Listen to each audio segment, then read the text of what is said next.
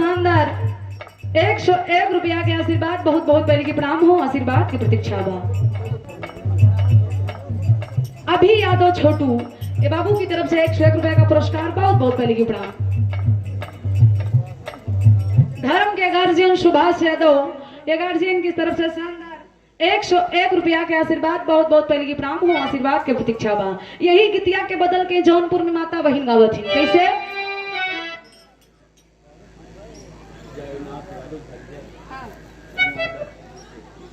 जयनाथ यादव झरिहर नेवादा की ऐतिहासिक पावन सरजमी से गार्जियन की तरफ से 201 रुपए का आशीर्वाद बहुत बहुत पहले की प्रणाम हो।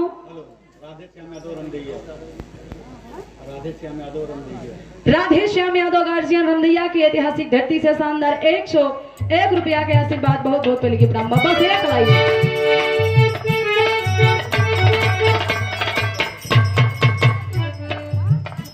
राजेश यादव गार्जियन की तरफ से 101 रुपया के आशीर्वाद। कहा गेहुआ अरे गेहुआ के बाल लई सुगना ये जौनपुर में गावत ही। अरे गेहुआ के बाल लई सुगना बलम मोरा पूरी के तरह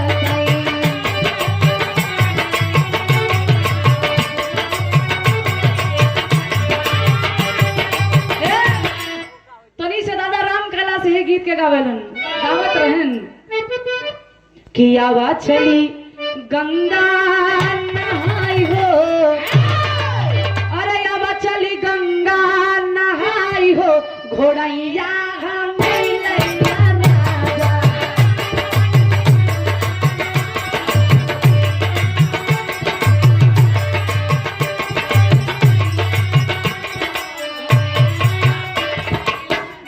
लेकिन गीत तमाम बजतने गाई बुतने का कम्बा कहीं तरे नरियरवा के बारी ऊपर से हम के अब जाई दे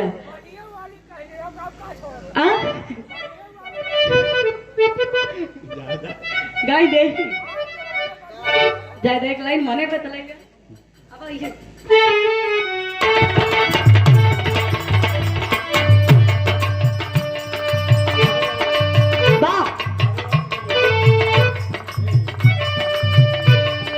तरे नरियरवा के बारी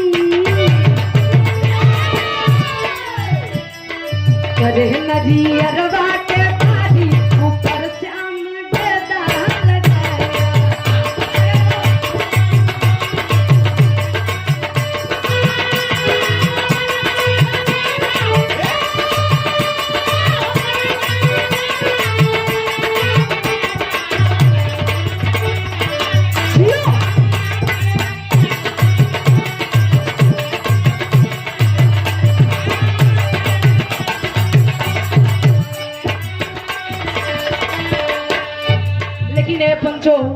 इस दुनिया में सच्चाई का बा कड़वी सच्चाई एकदम कड़ी सच्चाई कठिन सच्चाई जेके हर कोई जाने ना लेकिन माने ला ना। जीना और मरना यही दो सत्य है, बाकी सब झूठा है। इस दुनिया में जे आइल बा ओके जाए के बा ना केहू कुछ लेके आइल बा और ना केहू कुछ लेके जाए, चाहे राजा हो चाहे रंग हो बा लेकिन नहीं लेके जाए भाई बता लेके जाइए ढोला का अपन का करिए वहां ले जाके बा ऊपर के योजने गए भाई। मुन्नर पाल हलवाई रामनगर और प्रहलाद यादव रशकापुर की धरती से दोनों गार्जियन की तरफ से शानदार 200 रुपए का आशीर्वाद बहुत बहुत पहले की प्राम बा। वो ढोलिया के कर बजाइए बा के गाय गहन भाई ए नहू जइया ए नहू जइया तो हू जाबा हम हू जाई बा लेकिन हम ना जा भाई तू काहे ना जाबा एना के भूखे बारे ब्रह्मा जी के चेला ए माचिस लेके आई ये अमृत के धार पी के आइल हूं हां ए भैया हर कोई के जाए के बाद केहू 4 दिन आगे तो केहू 4 दिन पीछे जाना सबको है।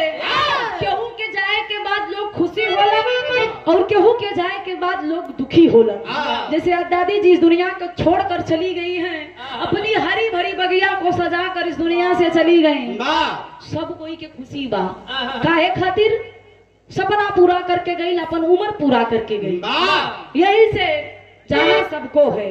अब माई होलिका माई के ममता होला का एक लाइन गुरुजी लिखत हुआ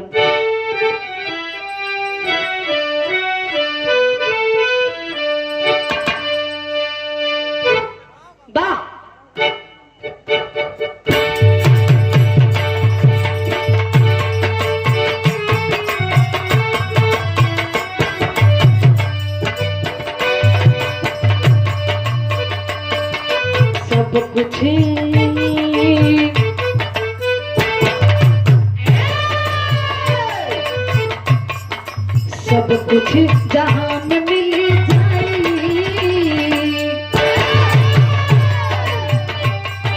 सब कुछ जहां में मिल जाई, मगर माई बाबू न मिली।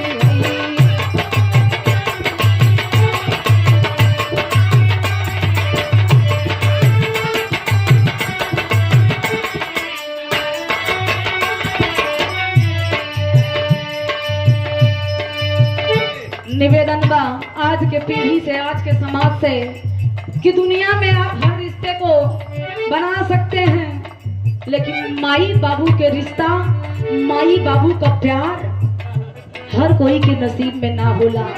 दुनिया में सब कुछ मिल जाए पंचो, लेकिन अगर माई बाबू ई दुनिया से छोड़ के चल गईलन तब फिर से माई बाबू के दर्शन ना हुई। आप करोड़ों रुपए लगा के अगर चाहे माई और बाबू के खरीद रही तो ये असंभव बा। यहीं से माई बाबू के कीमत का होला आप लोग समझा। जेकर माई ना हुई,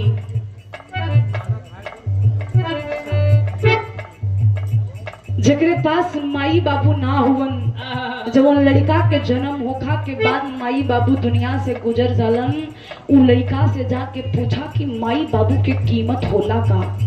उ तरसेला कि माई हम के कही, बाबू हम के कही। उ लड़का तरसेला, लेकिन जेकर हुवन आज हम समाज में देखीला, लड़का के बियाह होला तब माई बाबू को लोग अलगा देलन, दर्द दर्द के ठोकर खाए के मजबूर कर देलन।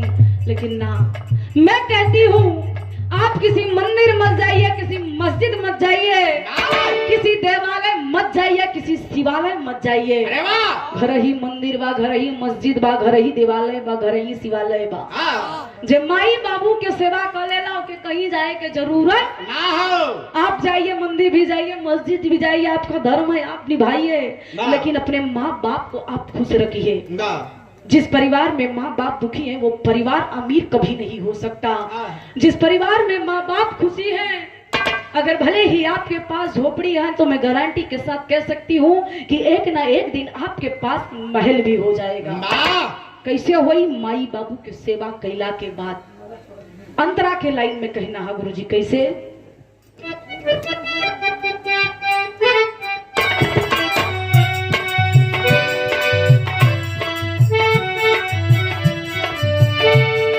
धरती पे बढ़ल बा माई के कीमतिया,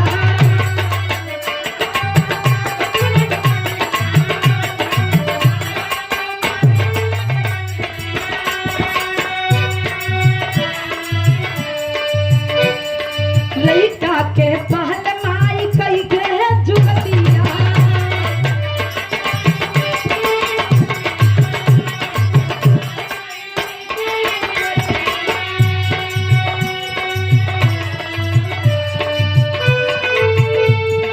दूधवा के क्यों न चुका पाई,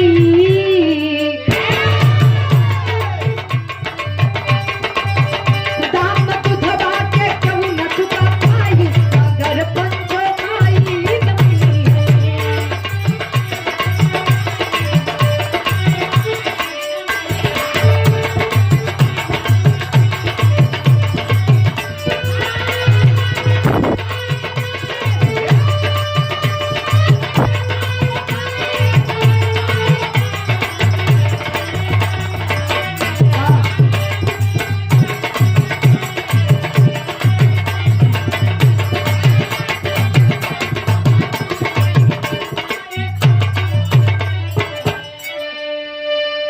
युवा नेता हमारे धर्म के बड़े भाई शुभम दादा, ये भैया की तरफ से शानदार 101 रुपए का पुरस्कार, बहुत बहुत पहले की प्रणाम हो।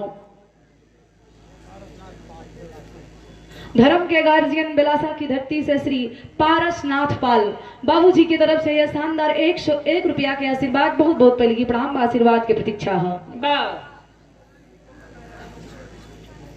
माँ शीतला देवी इंटर कॉलेज शाहपुर नवादा की ऐतिहासिक सरजमी से यह शानदार 201 रुपए का आशीर्वाद, बहुत बहुत पहले की प्रणाम हो, आशीर्वाद की प्रतीक्षा बा। शिक्षा ही जीवन है। आज के समाज में शिक्षा सर्वोपरि व सर्वप्रथम है। बिना शिक्षा के जीवन अधूरा बा, और शिक्षा ही विकास की जननी है। जेकरे अंदर शिक्षा नहीं खेबा वो समाज से बस 2 मिनट। ए भैया यही से हम कहिला कि धरती पे माई बाबू के दर्जा के हुले ना पाए, दाम दुधावा के क्यों न चुका पाई, मगर पंचो माई न मिली हम। माई के दूध के कर्ज केहू अदा ना करे, चाहे जिंदगी भर कमा के माई के दे दा, लेकिन वो दूध के कर्जा अदा ना कर पेबा। हमरे प्यारे लाल कवि जी एक लाइन लिखलन कि अमृत के धार केहू के तनो पियाई, अमृत के धार केहू के तनो पियाई, एगो माई बिना कैसे करे जवा जुड़ाई, ये पंचो एगो माई बिना। बिना माई के जिंदगी अधूरा बा, माई ना बा तो दुनिया में केहू ना बा, माई से ही संसार बा। धर्म के बड़े भाई बिरजू यादव गार्जियन की तरफ से ये 101 रुपया के आशीर्वाद बहुत बहुत पहले की प्रणाम बा। लेकिन एक लाइन कहना था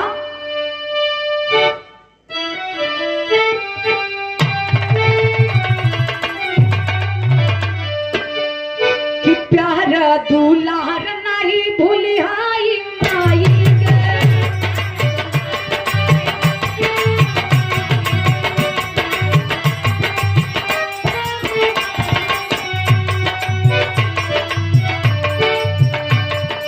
प्यारा दुलार नहीं माई के भूली।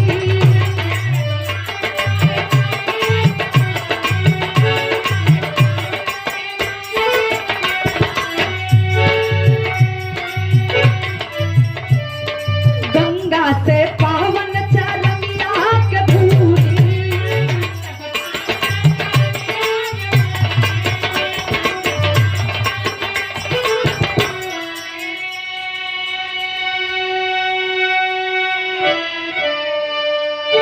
ये देखें इस भाव को समझते हुए हमारे धर्म के गार्जियन छोटे लाल यादव रजकापुर की धरती से शानदार 101 रुपया के आशीर्वाद बहुत बहुत पहले की प्रणाम बा। प्यार दुलार नहीं माई के भूली, आज ही दादी जी दुनिया में नहीं खे ही, लेकिन दादी जी के जो सुपुत्र बाड़न बेटा बाड़न, भले दादी जी अपन उम्र पूर करके गई हुई आई दुनिया से, माई बिस्तरवे पे रहेली, अगर एक बार प्रेम से पूछ ले कि बेटा खैले हुआ, पानी पीले हुआ, तो लगेला कि दुनिया भर के थकाई दूर हो गई। आज दादी जी दुनिया में ना बाड़ी, लेकिन वो बेटा से पूछा, माई खा होली नु बेटा से पूछा। यहीं से पुरनिया दादा लोग हमरे कहावत कहलन, माई देखी लिपेट मेहरारू देखे लटेट। सही बात था, कमा के अइबा मेहरारू पूछी कितना रुपया कमैले होगा, जल्दी से जेबा में हाथ डाली, अब माई देखी तब पूछी ए बेटा कैसन दुबराइल हुआ, खाना पीना ना टाइम से खैला का, तब माई और मेहरारू में कितना अंतर बा। ऐसे मास्टर साहब को मेहरारू रोट टेट के बोले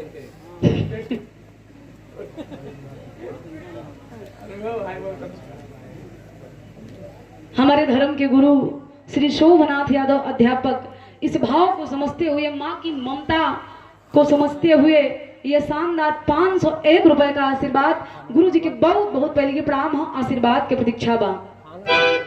अच्छा भोजन भी तैयार हो गई बा, तो आप लोग अबे बैठल रहा 2 मिनट बस, ओकरे बाद आप लोग भोजन करिए। बिरहा भी सुनत रहिए, काहे से कि बिरहा रात भर चली ना, 8-10 बजे तक चलबे करी, टेंशन मत लो, तो छोड़ा ना। राम जियावन पाल विलासा की धरती से शानदार 101 रुपया के आशीर्वाद। ए भैया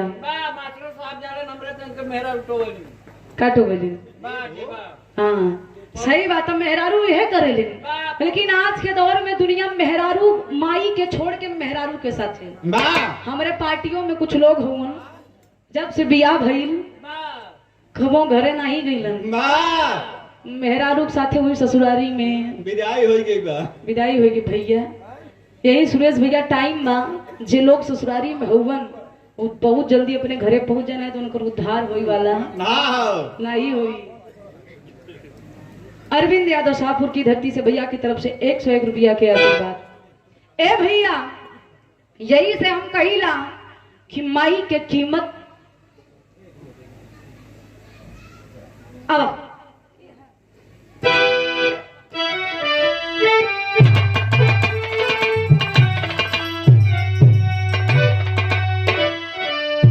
कि प्यार दुलार नहीं, अरे माई माई के भूली गंगा से पावन चरनिया के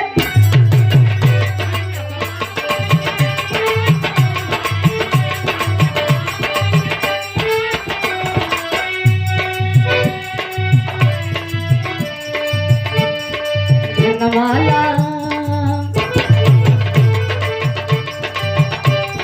धनवाला के तलो झूठाई मगर पंचो माई मिली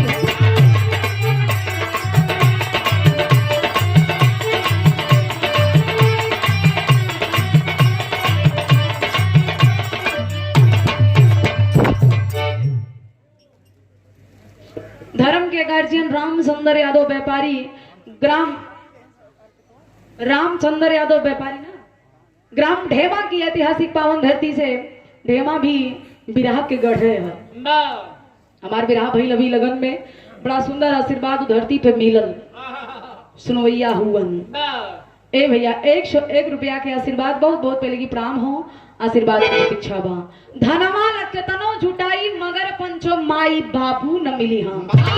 धन केतनो जुटाला महल अटारी बनाला सोने के महल बनाला चाह कि माई बाबू के खरीद के वहां से लेके यहाँ आ जाई तो ये संभव बा।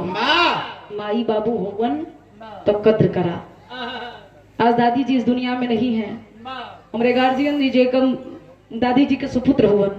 कहीं ना कहीं दिल में तकलीफ हुई कि हमार माई दुनिया की खातिर इस दुनिया से हमेशा खातिर चल गई। खुशी भी हुई कि उम्र पूरा भई लेकिन गम बा कि माई के नाम आज खत्म हो गई। अब माई के कह के हम नहीं बुलाई भले माई बिस्तर पे हुई लेकिन एक बार अगर माई शब्द मुंह से निकल जाए लगा दिन भरे के पाप धुल जाला। और अगर माई एक बार बेटा के प्रेम से बुला ले तो लगेला कि दिन भर के थकाई दूर हो गई। यही से अंतिम लाइन में आज ही माई हमारे दुनिया में नारायण जोन स्वर्गीय दादी जी एक लाइन श्रद्धा सुमन अर्पित बा कैसे।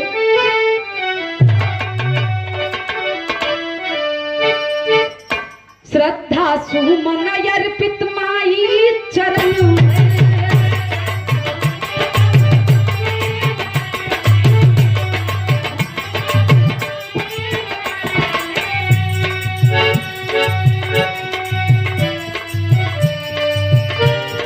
माई के सेवा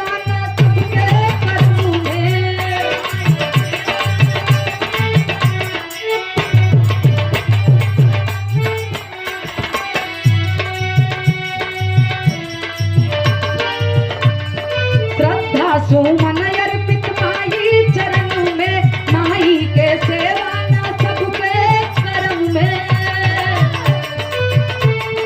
दुनिया दुलार सब गाई दुनिया दुलार सब गाई मगर पंच माई न मिली है।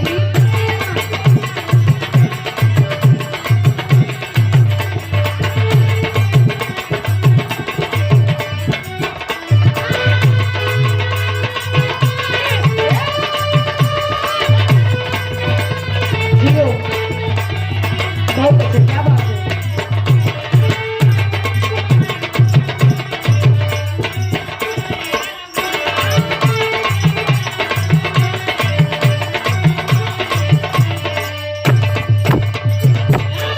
अंतिम और आखिरी लाइन में कहना है गुरुजी खानदान के ऊपर से बा।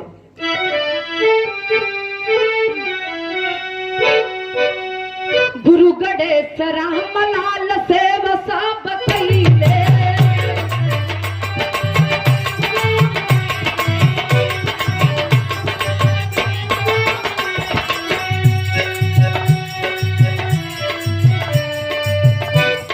विजय प्यार लाल हो गितिया सजवले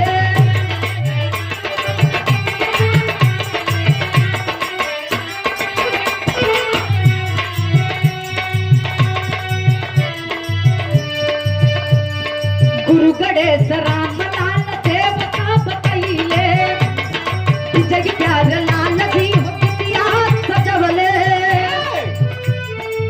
कि ज्योति गया सिरा